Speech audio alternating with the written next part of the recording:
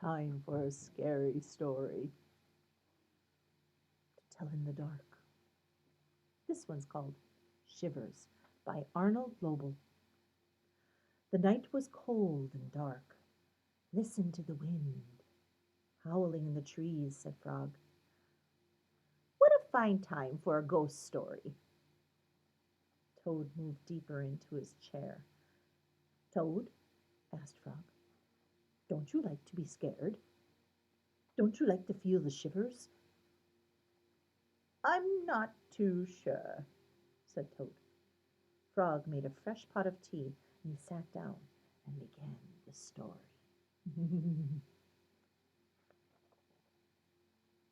When I was small, said Frog, my mother and my father and I went for a picnic. On the way home, we lost our way. My mother was worried. We must get home, she said. We don't want to meet the old dark frog. Who's that? I asked. A terrible ghost, said my father. He comes out at night and he eats frog children for supper. Toad sipped the tea. Frog? He asked. Are you making this up? Maybe yes, maybe no, said Frog. My mother and my father went to search for a path, said Frog. They told me to wait until he came back. I sat under a tree and waited. The woods became dark, and I was afraid. Then I saw two huge eyes. It was the old dark frog. He was standing near me. Frog, asked Toad, did this really happen? Maybe it did. Maybe it didn't, said Frog. And Frog went on with his story. The dark frog pulled a giant jump rope out of his pocket. I'm not hungry now, said the dark frog. I have eaten too many tasty frog children. But after I jump rope 100 times, I will be hungry again. And then I will eat you.